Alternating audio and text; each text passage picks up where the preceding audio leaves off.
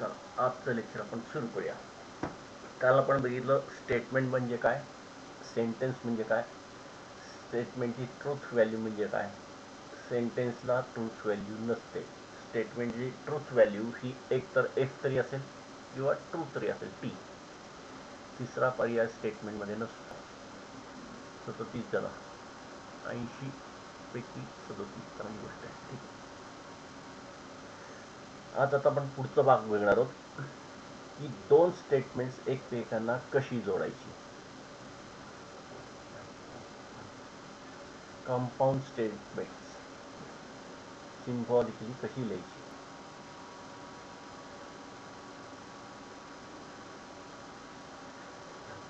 आता compound statement म्हणजे काय ते पहिल्यांदा समजून घ्या.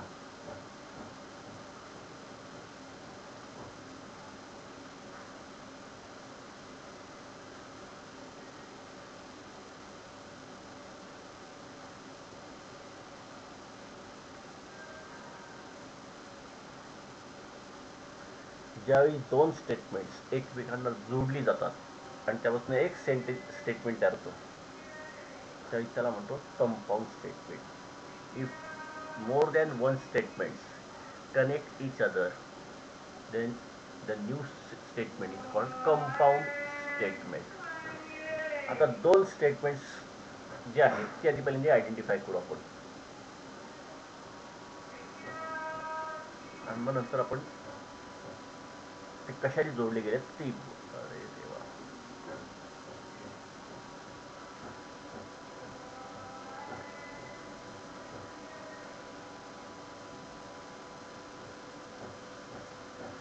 अजून वेळ आहे का आपल्याला?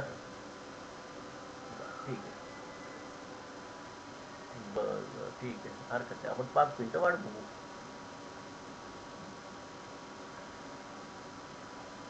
येऊन दे, जॉईंट होऊन दे सगळ्यांना, नो प्रॉब्लेम.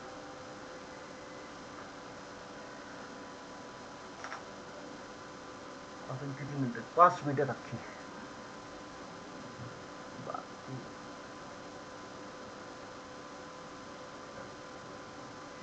हा बोला. हम्म हम्म काय काय काय? हा, मग पहिलं काय, पहिलं क्यूब रूट काय आहे त्याचं?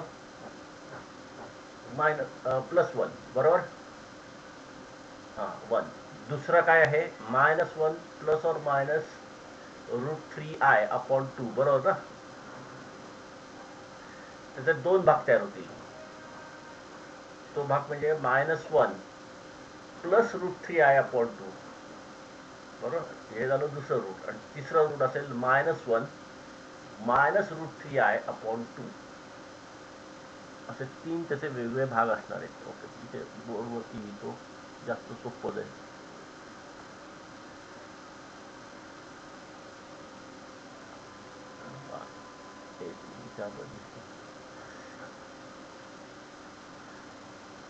Omega is the cube root of unity. या एका वाक्याचा अर्थ होतो omega cube is equal to 1 म्हणजेच omega cube -1 is equal to 0. त्याचाच अर्थ झाला omega -1 omega square plus omega plus 1 is equal to 0. A cube minus b cube factorise केलं. ह्याचाच अर्थ झाला ओमेगा -1 इज इक्वल टू 0 और omega square plus omega plus 1 is equal to 0. ह्याचा अर्थ झाला ओमेगा इज इक्वल टू 1. हे पहिलं रूट झालं. दुसरं रूट काय होईल? ह्याचं आपल्याला फॅक्टरायझेशन करायचं आहे, पण हे फॅक्टरायझेशन मेथडने होणार नाही. त्यासाठी फॉर्म्युला मेथड वापरायला लागेल. Omega is equal to -b plus और minus √b² minus 4ac/2a.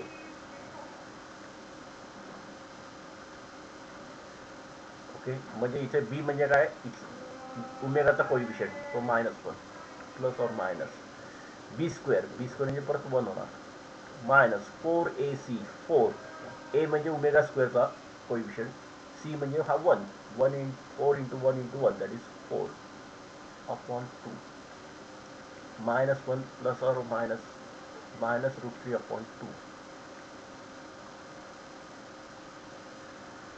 that is omega is equal to -1 plus or minus root 3 into -1. हा -3 में असा लिहू शकतो 3 into -1 upon 2. -1 प्लस और minus under root of 3 into -1 म्हणजे आय स्क्वेअर. काल मी तुम्हाला सांगितलं i square is equal to -1 which is totally imaginary. That's why it is called i iota imaginary part. म्हणजे आता हा कॉम्प्लेक्स नंबर तयार होणार आहे. -1 प्लस और मायनस √3 आय बाहेर आला रूटच्या अपॉन 2. म्हणजे ओमेगाची आता दोन रूट्स इथे तयार झाली. -1 प्लस √3i अपॉन 2 आणि दुसरं omega is equal to -1 minus √3i upon 2. बरोबर. म्हणजे एकूण 3 रूट्स कुठली कुठली झाली. दिस इज फर्स्ट,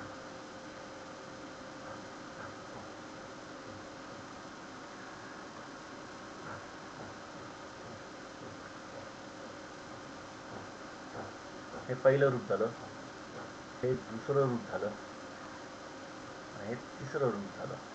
कॉम्प्लेक्स नंबर या चॅप्टरमध्ये सगळं आहे. ओके. आता ह्याच्यातलं ॲडिशन करायची झाली आहे तिघांच्या रूटची ॲडिशन. तर 1 plus -1 plus √3i upon 2 plus -1 minus √3i upon 2. बरोबर आहे.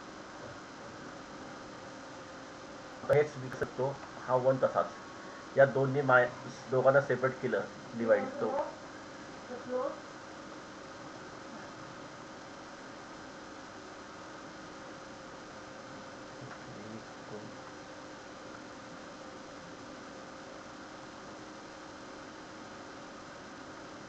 इथल्या याच्यात पण -1/2 -√3/2 आहे.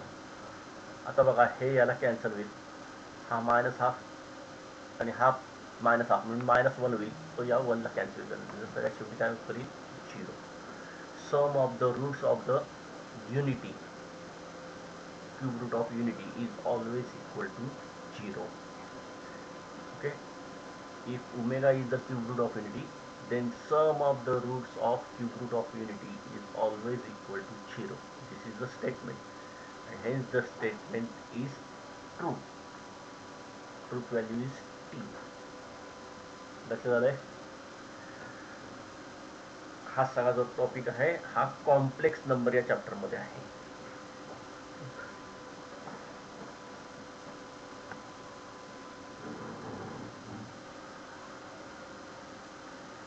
चला सुरू करायचं. 12 वाजलेले आहेत.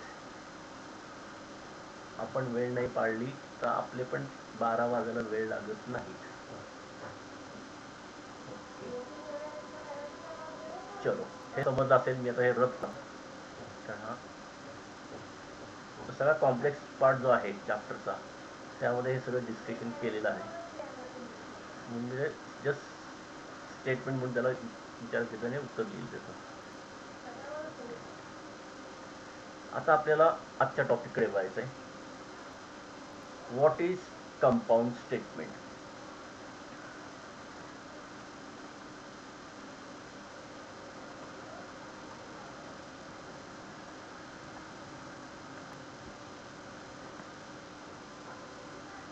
Compound statement means what?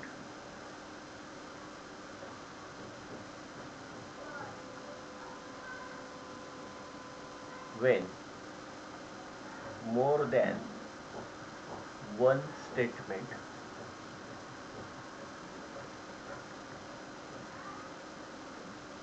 are connected with each other, then the you then the form statement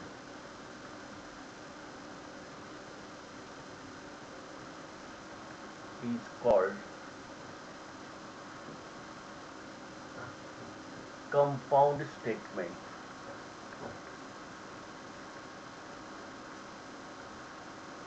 ज्यावेळेस एकापेक्षा जास्त एकमेकांना जोडली जातात त्यावेळेस तयार होणाऱ्या स्टेटमेंटला कंपाऊंड स्टेटमेंट असं म्हणतात. हा शुद्ध मराठीचा अर्थ. मॅथ्समध्ये डेफिनेशन कोणीही कधीही विचारत नाही. काय लक्षात ठेवा, डेफिनेशन ही समजून ठेवायची असते, लक्षात घ्यायची असते.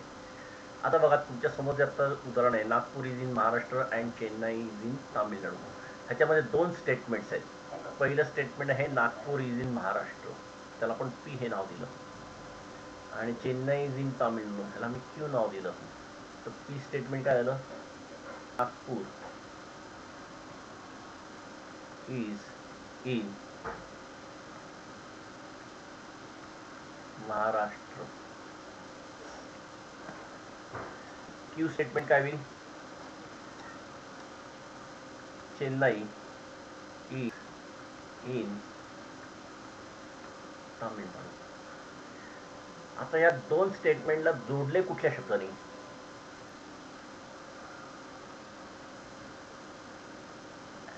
याला म्हणतात कनेक्टर. काही जण त्याला ऑपरेटर सुद्धा म्हणतात. जसं इंग्लिशमध्ये कंजंक्शन असतं, the word which connects to different sentences is called conjunction. तसंच इथे लॉजिकमध्ये दोन स्टेटमेंट ज्या शब्दांनी जोडले जातात त्या शब्दाला म्हणतात कनेक्टर किंवा ऑपरेटर. क्लिअर. असे किती ऑपरेटर्स आपल्याकडे अवेलेबल आहेत त्या डिपेंडली बघून घेऊ, आणि नंतर मग त्यांचा सिम्बॉलिक रिप्रेझेंटेशन, त्याचा वापर कसा करायचा हा त्याचा पार्ट. तर आपल्याकडे एकूण बेसिक 5 कनेक्टर आहेत, 4 आहेत, आणि 5वा जो तो कनेक्टर म्हणून काही काही वापरतात. अँड हा एक कनेक्टर आहे, आणि त्याचा सिम्बॉल आहे अप्पर एरो. Upper arrow. दुसरा कनेक्टर आहे ऑर. हे दोन वाक्यांच्या मध्ये ऑर शब्द वापरला जातो, आणि त्याचा सिम्बॉल आहे डाऊन एरो. तिसरा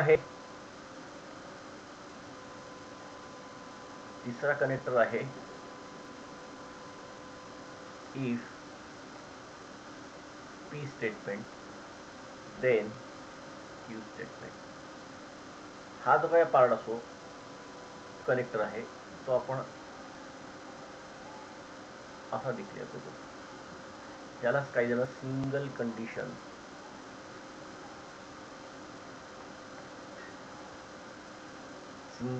स्टेटमेंट किंवा याला सिंगल इम्प्लिकेशन. आता दुसरा एक शब्द वेगवेगळे आहेत पण मिनिंग सगळ्यांचा सेम. सिंगल इम्प्लिकेशन हा फक्त इफ आणि देन साठी वापरला जातो. इफ काही स्टेटमेंट असेल पी, देन क्यू हे statement. For example, if you study hard म्हणजे you study hard p, then you will get good marks. Then च्या पुढचा जो पार्ट आहे म्हणजे you will get good marks, हा जो आहे क्यू स्टेटमेंट. हे जोडले इफ आणि देन या शब्दाने, म्हणून याला आपण सिंगल इम्प्लिकेशनचं साईन वापरतो दोघांच्या मध्ये.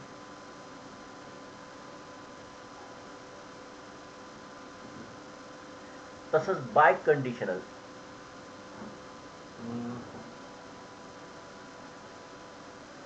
वाक्य लिहितो मी, यू विल गेट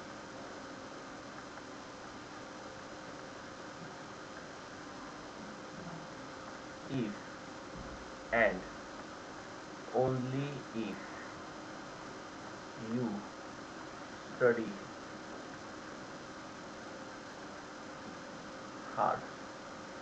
आता इथे बघा दोन स्टेटमेंट कुठले आहेत, you will get good marks, you study hard.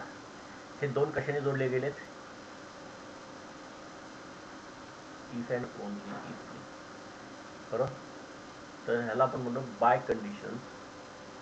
हे लिहितं symbolically P double implies Q. Biconditional म्हणजेच दोन्ही कंडिशन, पी कडनं क्यू कडे जाणार, क्यू कडनं पी कडे जाणार. नंतर बाय कंडिशनल दोन कंडिशन्स आहेत. If you study hard then you will get marks, good marks.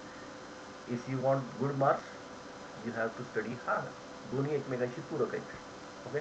त्यामुळे ज्यावेळेस इफ अँड ओनली शब्द येतो त्यावेळेस तुम्हाला हे सिम्बॉल वापरायचं आहे कनेक्टर म्हणून. ओके. हा इफ अँड ओनली शाब्दिक कनेक्टर आहे, हा सिम्बॉलिक कनेक्टर. इफ देन हा शाब्दिक आहे. ओके. आणि सिम्बॉल मध्ये single head arrow, if and only if मध्ये डबल हेड एरो वापरायचं. क्लिअर. अजून एक कनेक्टर आहे, काय कनेक्टर म्हणून विचार घेतात, काही जण त्याला घेत नाही. निगेशन.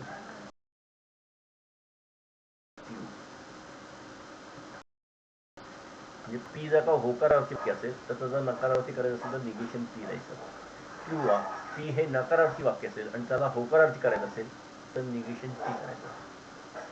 थोडक्यात नकारार्थी वाक्याचं होकारार्थी किंवा होकारार्थी वाक्याचं नकारार्थी करायचं असेल तर त्याचं निगेशन करायचं, म्हणजे त्या स्टेटमेंटच्या अलीकडे सिम्बॉल निगेशनचा जोडायचा. ह्याला म्हणतात तुमचा सिम्बॉल. कॉम्प्युटरच्या कीबोर्डवरती हे सिम्बॉल मला दिसेल. कीबोर्डवरती सगळ्यात उजव्या त्याला टॉपला हे सिम्बॉल असतं टिल्डचं. ओके, तर ह्याला म्हणतो आपण निगेशन सिम्बॉल. ओके, असे 4-5 कनेक्टर असतात. काही जण या कनेक्टर म्हणतात, काही ओके, आणि सिंगल स्टेटमेंट असतं, 2 स्टेटमेंट नाही, त्यामुळे काही जण याला कनेक्टर म्हणत नाही. तुम्ही कनेक्टर म्हणू नका, त्याचा अर्थ लक्षात घ्या. Negation gives negative value of the statement. If original statement is positive, negation gives negative statement. Okay, if original statement is negative, then negation gives positive statement. Okay, होकारार्थीचं नकारार्थी, नकारार्थीचं होकारार्थी. ओके, असं एकूण 5 प्रकारचे कनेक्टर्स आहेत. ओके, जे 2 स्टेटमेंटला जोडतात. Okay, हे compound स्टेटमेंटमध्ये येणारे कनेक्टर्स आहेत. क्लिअर. आता आपण आपल्या मूळ प्रश्नाकडे वळूया. आता आपल्याला काय विचारलंय क्वेश्चन बघा. Nagpur is in Maharashtra and Chennai is in Tamil Nadu. आपल्याला हे कंपाऊंड स्टेटमेंट जे आहे ते सिम्बॉलिक फॉर्ममध्ये लिहायचं आहे. त्यासाठी मी पी हे काय वापरलं, सिम्बॉल वापरलं. कोणासाठी, नागपूर इज इन महाराष्ट्र या स्टेटमेंटसाठी. क्यू हे सिम्बॉल मी वापरलं चेन्नई इज इन तामिळनाडू या सेकंड स्टेटमेंटसाठी. आणि हे दोन्ही स्टेटमेंट कशाने जोडलेत, अँडनी. आता अँड ह्या कनेक्टरसाठी आपण सिम्बॉल कुठला वापरणार, ते बघा दिलं इथे, अप्पर एरो. म्हणजे आता ह्याचा सिम्बॉलिक फॉर्म काय होईल, पी अप्पर एरो क्यू. बरोबर, यस और नो.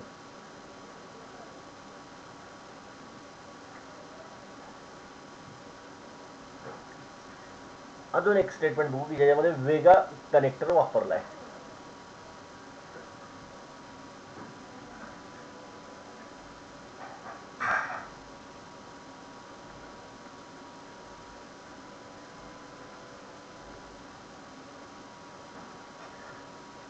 दुसरा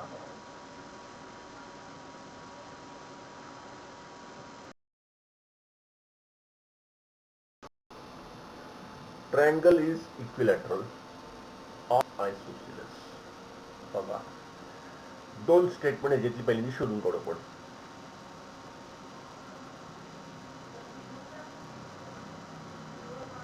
दोन स्टेटमेंट. पहिलं स्टेटमेंट पी कुठलं, पहिलं P statement. Triangle is equilateral. Q statement काय होईल, ट्रायंगल इज आयसोसेलेस. कशाने जोडलेत हे दोन्ही वाक्य, ही 2 स्टेटमेंट कशाने जोडलेत, कुठल्या शब्दाने जोडले गेलेत, आपला विषय ऑर हा कनेक्टर झाला. आता ऑर साठी सिम्बॉल इथे लिहितो घ्या. ऑर सिम्बॉल आहे डाऊन एरो. क्लिअर. मग आता याचं सिम्बॉल आहे या स्टेटमेंटचं, पी पहिलं स्टेटमेंट, ऑर क्यू. लक्ष झालंय. नेहमी कनेक्टरच्या एका बाजूला एक स्टेटमेंट, दुसऱ्या बाजूला दुसरं स्टेटमेंट असं असतं. ओके, आणि कनेक्टरसाठी सिम्बॉल वापरायचा असतो.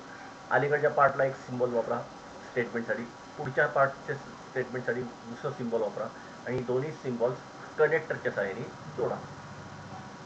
क्लिअर. अजून एक उभे वाक्य. एक एक एक एक एक काही नको, आपल्याला सगळं कव्हर करायचं.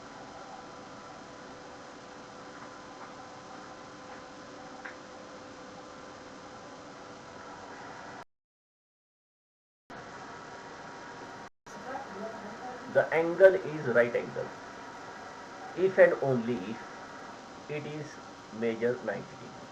दोन वाक्य, कुठली दोन वाक्य आहेत? दोन स्टेटमेंट सांगा. अरे बोला. The angle is right angle. Q statement काय होईल?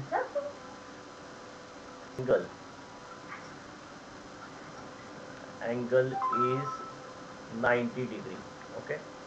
आता ही दोन वाक्य कशाने जोडली गेली ते महत्वाचं आहे. कनेक्टर काय वापरला त्यांनी? Bicondition. आपण म्हणतो बाय कंडिशन म्हणजे इफ अँड ओनली इफच्या अलीकडे असतो P. If and only if साठी कनेक्टर असतो, त्याला सिम्बॉलिक आहे डबल हेड एरो आणि त्यामुळे क्यू. ओके. म्हणजे इफ अँड ओनली इफ आलं तर या अलीकडचं स्टेटमेंट आणि पुढचं स्टेटमेंट हे डबल हेड एरोनी कनेक्ट करायचं. This is symbolic representation of the given compound statement. Okay. Clear. म्हणजे आपण आता तिसरा बघितला, आता चौथा बघतो.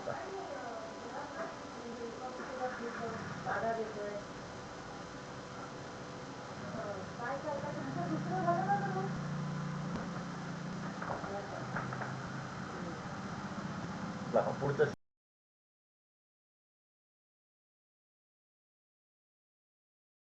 angle at B, then measure angle A plus measure angle C is equal to 90 degree.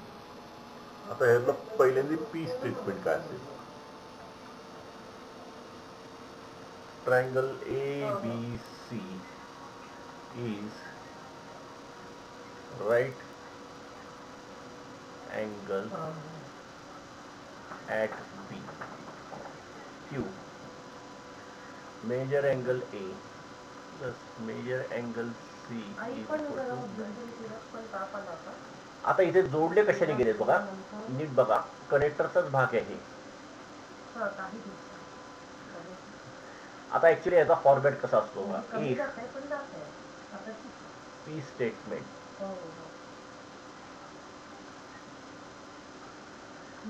Then Q statement. हा त्याचा फॉर्मॅट आहे. आता याला सिम्बॉलिक फॉर्म मध्ये लिहायचं. पी इम्प्लाइज, याला सिंगल इम्प्लिकेशन असं सुद्धा म्हणतात किंवा सिंगल कंडिशनल किंवा नुसतं conditional statement.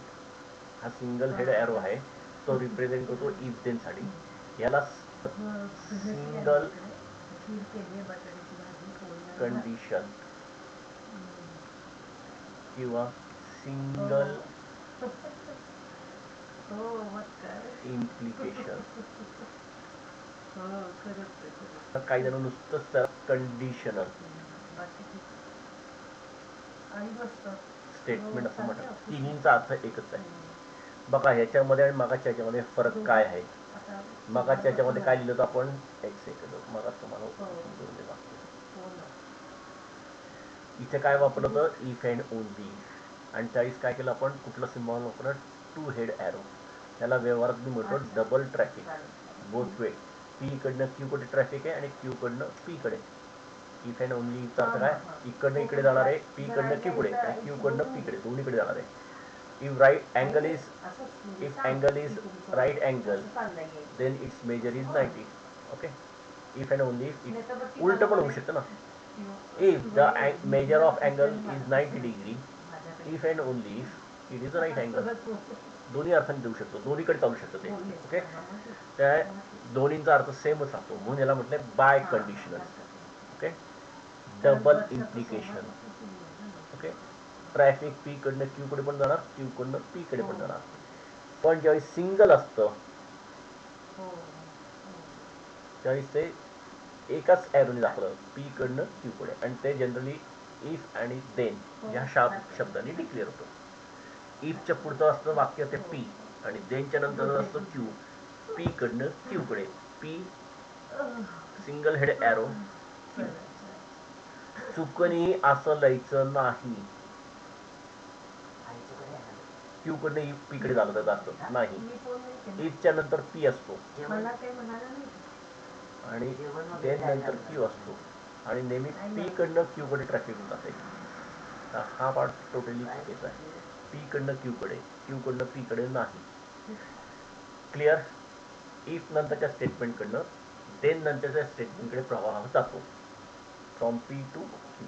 This is called single condition, single implication, conditional statement represented by single head arrow, whereas this is called biconditional double implication represented by two head arrows, that means from P to Q as well as Q to P. Both are possible. दोन्ही मधला फरक लक्षात आलाय. Okay, चलो पुढे अजून काही दिले का त्यांनी?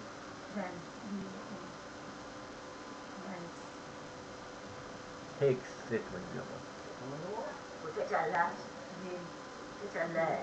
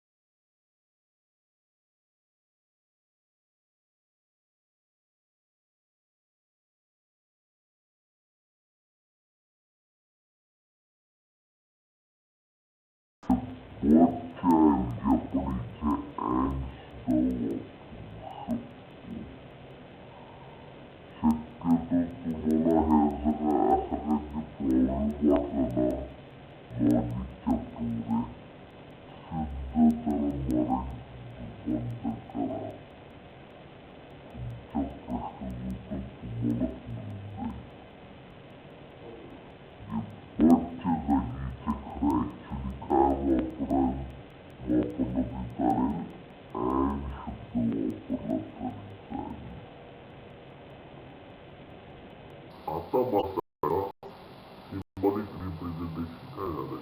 P and clear. थोडंसं इंग्लिश लँग्वेज अगदी 5-10% तर तुम्हाला नॉलेज लागणार याच्यात. बटसाठी काय वापरणार, ॲज वेल एज साठी काय वापरणार, ओके, नायदर नॉर साठी काय वापरणार, आयदर ऑर साठी काय वापरणार. हे इंग्लिश लँग्वेज मध्ये जे शब्द आहेत त्याचं मराठीत रूपांतर करा, तुम्हाला आपोआप उत्तर मिळून जाईल. लक्षात आलंय. नुसतं बट साठी तुम्ही विचार करत असलात तर नाही होणार. बटला पॅरलल शब्द घाला तिथे इंग्लिश मधला आणि मग वापरा, तुम्हाला लगेच उत्तर मिळेल. अजून बघू.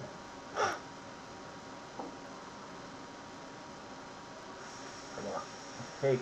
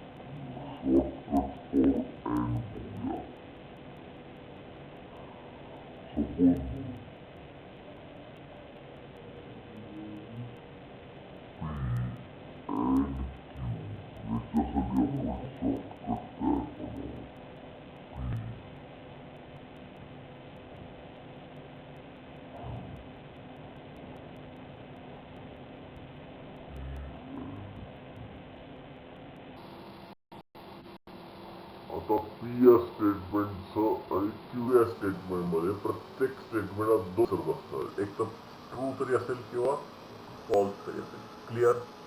त्याच्यापेक्षा वेगळा पर्याय आपल्याकडे अवेलेबल आहे. म्हणजे जर पी ट्रू आहे, क्यू सुद्धा ट्रू असू शकतो, किंवा पी ट्रू आहे, क्यू मात्र फॉल्स असू शकतो, किंवा पी फॉल्स असेल, क्यू ट्रू असेल, किंवा पी फॉल्स आणि क्यू सुद्धा फॉल्स. चारही शक्यता आहेत त्या. आता या चारही शक्यतांचा अँड ऑपरेटर मध्ये कसा कसा परिणाम होतो ते बघा. दोन्हीही ट्रू असतील तर अँडचं उत्तर ट्रू असतं. दोघांमधला एक जरी फॉल्स असेल तरी उत्तर फॉल्सच येतं, आणि दोन्ही फॉल्स असेल तर प्रश्न नाही, फॉल्सच येणार. अँडची करामत बघा, दोघं ट्रू असतील तरच उत्तर ट्रू, इतर सगळ्यांच्या केसेसमध्ये उत्तर फॉल्स राहतं. बरोबर? आता मी दुसरं टेबल तयार करतोय.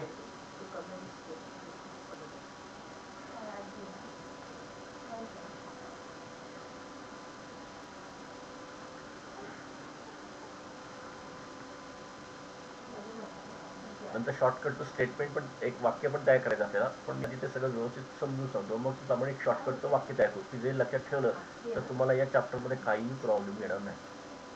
दोन्ही ट्रू, पहिला ट्रू दुसरा फॉल्स, पहिला फॉल्स दुसरा ट्रू, तर दोघेही फॉल्स, काही असू शकते, नो प्रॉब्लेम. आता इथे बघा, दोघांपैकी एक जरी ट्रू असेल तरी ऑल ट्रू राहतो. दोघांपैकी एक जरी ट्रू असेल तरी म्हणजे फॉल्स होण्याची शक्यता फक्त एकदाच आहे. दोघंही फॉल्स असेल तरच ऑरचं उत्तर फॉल्स येईल. लक्षात आले? आता ह्याचं मी शॉर्टकटची वाक्य सांगते.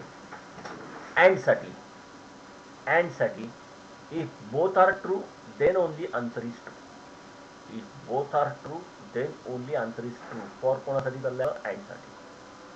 ऑर साठी anyone is true, answer is true, otherwise false. Anyone is true then answer is true. कोणासाठी? ऑर साठी. ही दोन वाक्य लक्षात ठेवली तर तुम्हाला कुठलेही हे ट्रूथ टेबल लिहिता येतं. याला ट्रूथ टेबल असं म्हणतात. टेबल कोणाचं? ट्रूथ व्हॅल्यू शोधण्यासाठी. समजलंय? Yes or no? आता मी व्यवहारातलं एक उदाहरण तुम्हाला सांगतो की जे तुम्हाला अजून क्लिअर होईल की हे कसं आहे, हा खेळ काय आहे. समोर माझ्यासमोर पी आणि क्यू असे दोन स्टुडंट बसलेत, बरोबर? या दोन व्यक्ती होत्या, स्टुडंट नको, व्यक्ती आहेत. अशा पी आणि क्यू हे दोन व्यक्ती आहेत आणि मी अँड या ऑपरेटरची मदत घेतोय आणि त्यांना एक वाक्य सांगतोय. काय ते बघा. मी पी आणि क्यूला काय सांगतोय? पी तू मला 500 रुपये दे आणि क्यू तू पण मला 500 रुपये दे. कुठला शब्द वापरला मध्ये? कनेक्टर म्हणून अँड. आता या केसमध्ये काय होईल बघा. पीने पैसे दिले पण क्यूने नाही दिले, तर मी जे काय त्यांना कंडिशन सांगितली ती फेल गेली. पी तू मला पैसे दे आणि क्यू तू सुद्धा मला पैसे दे. त्यातल्या पीने दिले क्यूने नाही दिले, कंडिशन फेल गेली. उलट केलं, पीने पैसे नाही दिले पण क्यूने दिले तरीही कंडिशन फेल गेली. म्हणजे मला दुःख झालं. दोघांनी नाही पैसे दिले तर जास्त दुःख होणार आहे. मला आनंद केव्हा होईल?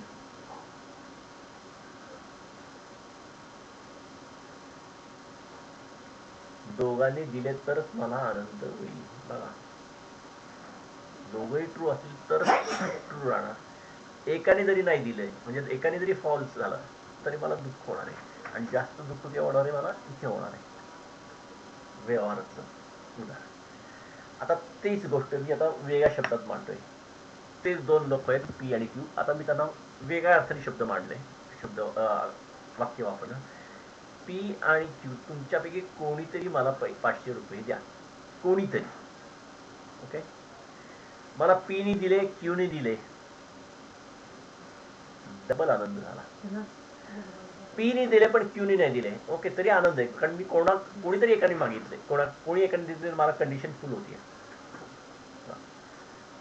पीने नाही दिले पण क्यूने दिले तरी मला आनंद आहे. मला दुःख फक्त एकदाच होणार आहे. केव्हा? दोघांनीही मला पैसे दिले नाही तरच मला दुःख होणार, कारण माझी गरज भागली जाणार नाही. इथे अँड चॉईस, मला दोघांकडनं पैसे मिळाले तरच माझी गरज भागतीये. ही गरज माझी केव्हा होतीये? दोघं जर देत असतील तरच. दोघांपैकी एकाने जरी नाही दिले किंवा दोघांनी नाही दिले तरी माझी गरज भागत नाहीये. हे ऑरच्या बाबतीत दोघांपैकी एकाने जरी दिले तरी माझी गरज भागतीये. दोघांनी दिले तर माझ्याकडे उलट पैसे जास्त राहतात, आनंद, डबल आनंद होणार माझ्याकडे. पण दोघांनीही पैसे नाही दिले तर मात्र खूप दुःख आहे मला, कारण माझी कुठलीच गरज भागली जात नाही. बरोबर?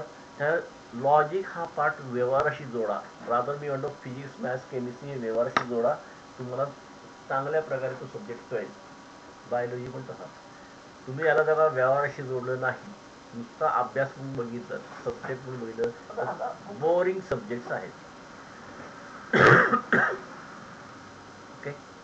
त्या अँडचा शॉर्टकट काय? If both are true then only answer is true. ऑरचा शॉर्टकट काय? Anyone is true, answer is true. Okay. आपण पॉझिटिव्ह विचार करणारे लोक म्हटलं तर मी ट्रू वरती फोकस केला. लक्षात येतंय?